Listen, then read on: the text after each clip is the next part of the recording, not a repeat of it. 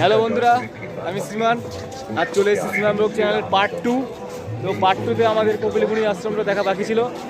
তো এই যে কপিলমুনি আশ্রম, তো এটাকে আমরা এখন কাছ থেকে দেখবো। তো চলো যাই। বন্ধুরা, তোমরা কপিলমুনির আশ্রমটাকে আর কাছ থেকে দেখতে পাচ্ছ, যেটা আমার এই ফার্স্ট পার্ট 1-এ দেখাতে পারিনি। চলো পার্ট 2-এ কাছ থেকে দেখাবো।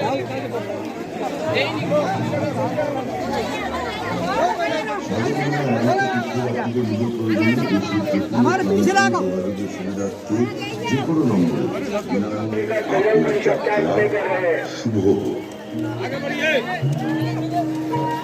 যাতায়াতের বন্ধুরা ভিড় দেখো, কারণে আমরা ভিড় ঠেলে এখন গঙ্গা সাগর কপিলমুনি যাত্রা আশ্রম থেকে কঠিন যাচ্ছি। হলেও আজ আর এই কথা বলে।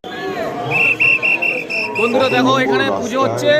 তো আমরা পুজো দেবো, আমাদের বন্ধু আছে সেও দেবে। তো কীভাবে মানুষ পুজো দিচ্ছে সেটা তোমরা দেখো। কোনো জিনিস হারিয়ে গেলে সঙ্গে সঙ্গে সেখানকার তথ্য কেন্দ্রের টাওয়ারে যোগাযোগ করুন। অবিরাম ঘোষণার ফলে আপনি আপনার প্রিয়জন বা হারানো জিনিস অবশ্যই খুঁজে পাবেন। তাদের সঙ্গে সহযোগিতা করুন এবং বন্ধুরা দেখো, এই যে বা এই জায়গার মানুষ কীভাবে পুজো দিচ্ছে দেখো। মনে রাখবেন, জোয়ার ভাটার কারণে ভেসেল চলাচল কিছু সময়ের জন্য বন্ধ থাকবে। অযথা উত্তেজিত হবেন না। পরবর্তী ভেসেল কখন পাওয়া যাবে তার তথ্য সামনে লাগানো এলইডি স্ক্রিনে দেখুন এবং শান্ত হয়ে অপেক্ষা করুন। সবাইকে নিরাপদে পারাপার করানো প্রশাসনের দায়িত্ব।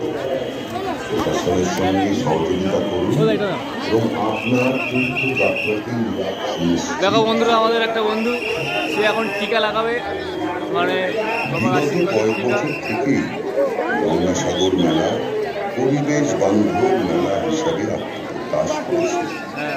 সেই ধারাকে অব্যাহত রেখে এবারের মধ্যে পরিবেশ সুরক্ষিত রাখার সব ব্যবস্থা করা হয়েছে। এবারের মেলাতেও আমাদের স্বপ্ন, পরিবেশ আমাদের বন্ধু, পরিবেশকে দূষিত করবেন না। বন্ধুরা এখানে প্রসাদ দিচ্ছে, তো আমরা প্রসাদ চাইছি। বড় মাপের এলইডি স্ক্রিন লাগানো আছে, যার মাধ্যমে জানা যাবে নদীর জোয়ার ভাটার সময়, বাস ও ভেসেলের সময় সারণী ও যাতায়াতের তথ্য, মানুষের অবস্থান, মেলার বন্ধুরা নকুলদানা প্রসাদ দিল, তো এখন প্রসাদ খাচ্ছি।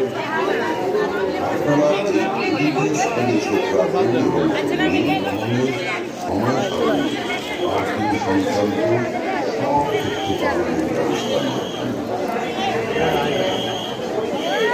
এসএমএস প্রশাসনের যে কোনো রকমের বার্তা কিংবা সতর্কীকরণ যাতে সহজেই সকল পুণ্যার্থীদের কাছে পৌঁছে যায়, তার জন্য এসএমএস অ্যালার্ট ব্যবস্থা চালু করা হয়েছে।